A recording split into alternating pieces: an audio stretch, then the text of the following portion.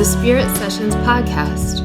I'm your guide, Katie Silcox, bringing you your weekly self-love soundbite. Join us, where I'll help you find your true spiritual home, where every single aspect of you is holy ground, holy ground, holy ground, holy ground.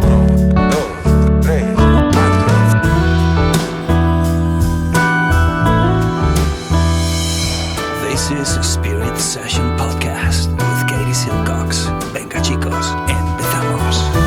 5, 4, 3, 2, 1, 0. All engine running. Liftoff. We have a liftoff.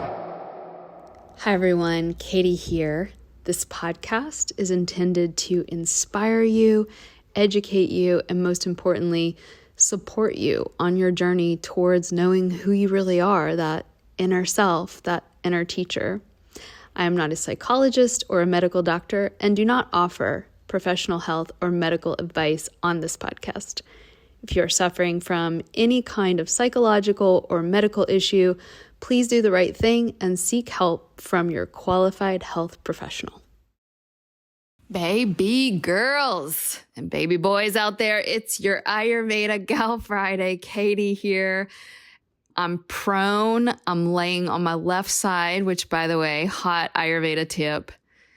After a meal, lie on your left side. Guys, I am so happy to be back with you on the pod.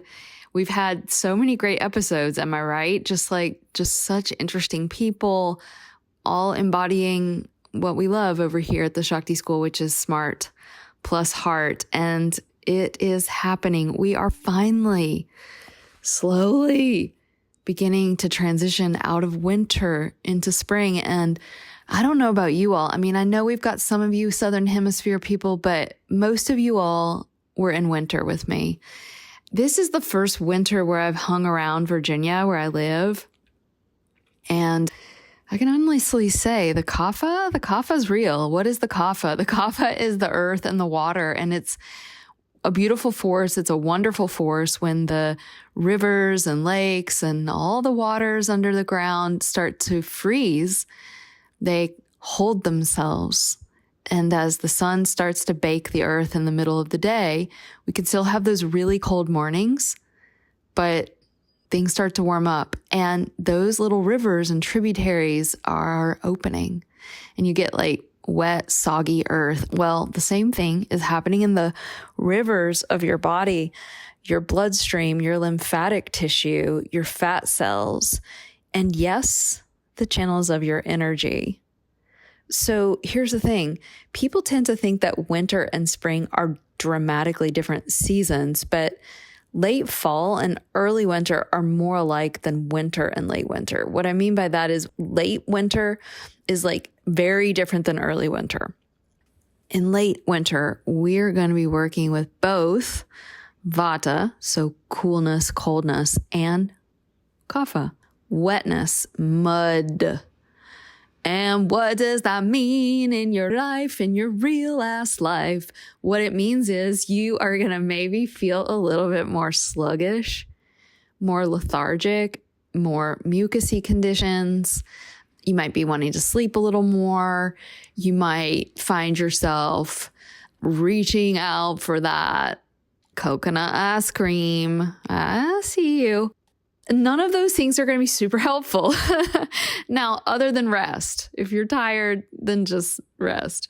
But, and even things like seasonal depression, that kicks up right now. So I want you guys getting that Juve light, get that red light therapy. That is like one of the best pieces of technology that I own.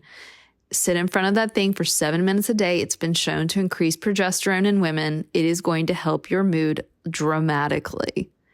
Get in the sun first thing in the morning. Pour yourself your cup of whatever and just put on your Snuggie and your Ugg boots and go outside. And if you're lazy, a little bit like a lazy tigress, like I am, just soon after waking up, get that first morning light. Even if the sun's not out, you'll still get it. And sometimes I'll do the Juve if it's really bad out, like raining.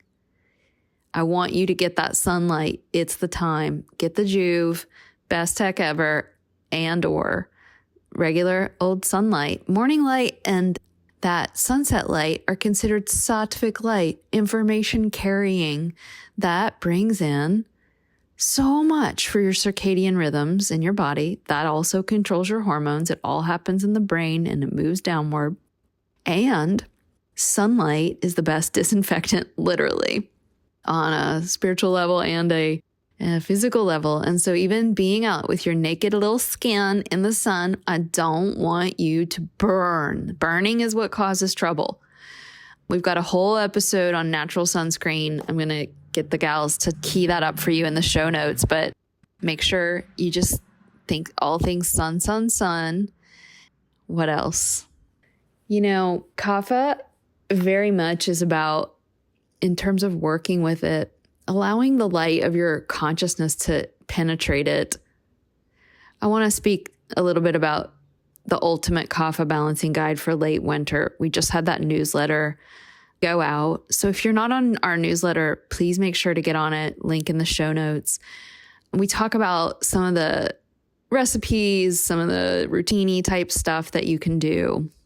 But as you know, I like to swim 40 feet deep or fly very high. I want to take it to that next level here in the podcast. Kapha on a life-giving, life-affirming level is stability. It's endurance. It's resiliency. So let's think about our home. If you're building a home, it's the wood, it's the stone, it's the concrete. In your body, it's the fat, it's the muscle, it's the bone. It's the part of us that's heavy. Can you feel in my voice? There's so much to be grateful for. There's nothing better than feeling like you have a safe, loving home. This is the life-giving, life-affirming aspect of this force of earth and water. And so we want to see it in that light, right? Never making anything bad or wrong in Ayurveda is the approach we take here at Shakti School. And the one that I've found that really actually opens our hearts. And in that heart opening, there's healing. Some of you out there are struggling with the sadness and the heaviness and even that thing we label depressive feeling. Some of you listening, you don't do that. You don't do that. You keep it moving. Go, go, go, go, go. Drama, drama, drama, drama. One project to the next. Never stop. The activities, some of you are chronic cleaners, chronic yoga class takers or gym goers. There's nothing wrong with those things. But if we're using them as a way to never stop and feel, what we may find is that we consider all that vata, so like air and ether, right? So movement. But if you slow down, you may find, oh my gosh, I've got some feelings here. I've got anger. And if you let yourself feel anger, what you might find is, oh my gosh, I've got some heaviness and some sadness here. I've known many a woman who thinks she's all this vata, and when she finally works through some of her anger, and when she finally works through some of that nervous system overwhelm or anxiety, she finds out that there is grief. Grief can be heavy. It can also be empty. But I just want to kind of make the case that this time can be a beautiful opportunity for allowing the light of our attention, which is the main mama medicine in Ayurveda, to arrive, to penetrate, letting ourselves open to what is. What is in the late winter, for many of you listening, what is in the winter is flow. It's cool. It's awkward, because the kapha is also related to the age of a baby. And right now we're in March. So the baby is just like barely even born. She's still in the womb. And birth is super, super transitional. It can be very dangerous. It can be wonderful and orgasmic. It can be all of the above. But what we do know about it is that the transitions are the times in our lives that are the most, let's put it like this, rife with opportunity to go in one direction or another. What do I mean by that? I mean, this is the opportunity to reconnect with the way that you are a baby.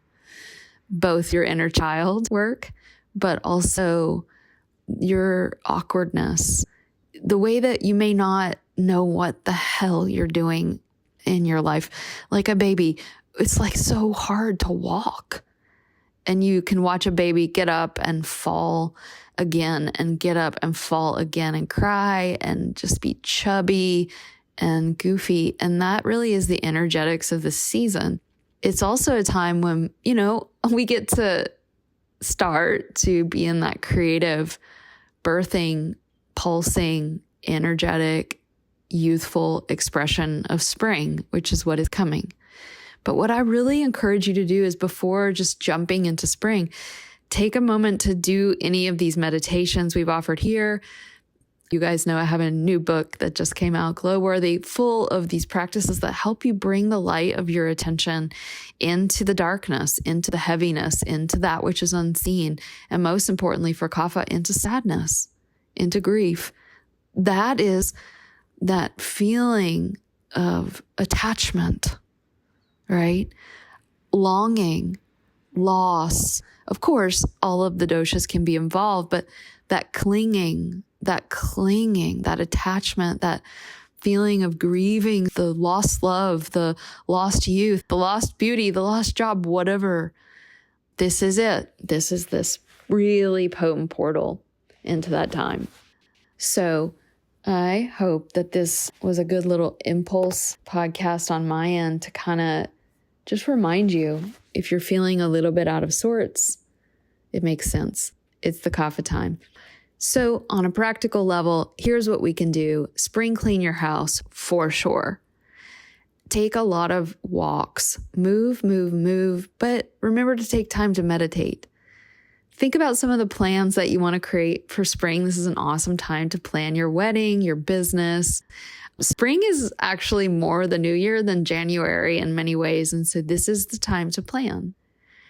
Be careful pulling out all your tube tops and, little baby doll dresses, because spring is deceptive in that it might feel warm during the day, but those cold mornings and nights, we want to really make sure we still bundle up, keep warm. This is the time for dry brushing, jumping rope, doing some mellow jogs, doing some sauna. Really good time. Even some of the cold plunge stuff, awesome. The animals in the wild, they're starting to eat those greens and lose some of the hibernating fats that all of nature puts on during that season. And so if you're feeling a little extra kaphic, no matter what your dosha is, that's healthy. We want to have a little bit more fat on our bodies in the winter. But in spring, we get to melt that off. So weightlifting, any type of exercise, yoga classes that are more fluid, jump around, jump up and get down. That's right. That was a 90s reference. All right, guys, what are we eating? Whatever we freaking want. I am not a fan of telling people what to eat, okay? But in general, Kapha is going to be more pungent, bitter, and astringent. Pungent, bitter, and astringent, meaning it is balanced by that. So we don't want to eat as much sweets and salty stuff. We're going to go for grains like amaranth, barley, and light basmati white rice. Quinoa is another good one. Dairy, not so much during this time. Maybe swap it out for some lighter almond milk or hazelnut milk or something like macadamia nut milk, just a little bit. You don't need a lot. And goat milk is a little bit less kaphic. Sweeteners, not so much during this time, but if you are going to reach for something, honey and stevia are pretty good. Olive oil, sunflower oils are going to be good for this season. Avocado is pretty heavy, but also okay. Dried fruits, this is the time. And anything that's starting to come out seasonally, any seasonal fruits of the spring. And this is where the farmer's market's going to be your best friend, because this is the time. Get those alfalfa sprouts, artichokes, asparagus, broccoli, cabbage, cauliflower, kale, lettuce, parsley, mustard greens, any of the greens really. A little bit more of the garlic, the cilantro, the onions, the celery, aka all the vata veggies that you've been holding off on. This is the time. And this is salad season, but want to make sure that we oil it and spice it so that we don't throw off our digestive system.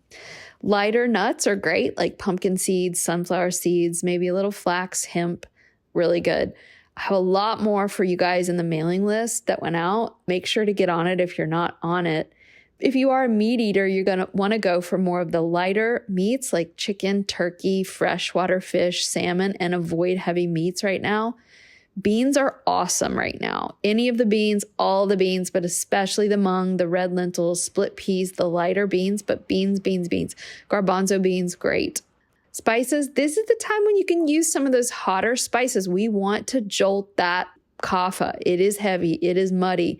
This is when you can do the ginger, the cayenne, the turmeric. Just love yourself up with spices right now. And that's really it, you guys. I also want to share, if you're out there listening, you've done level 1 in the past, just a reminder, we have our next level 2 starting first week of April. So if you're a level 1 person, you've done it. Maybe you did it this year. You're one of our grads, or you've done it in the past 7 years that we've been in existence. This is the time to get back into Ayurveda school. Level 2 starts this coming April. And again, we'll have the link for you all in the show notes. You guys follow us on social media. Let us know how it's going with your kapha. We can't wait to hear from you, and have a great rest of your day. A big special thanks to Kevin Carlisle of Goodbye Gemini, who wrote this beautiful podcast music, and to DJ Juan Pablo Jimenez in southern Spain for mixing it and making it magic.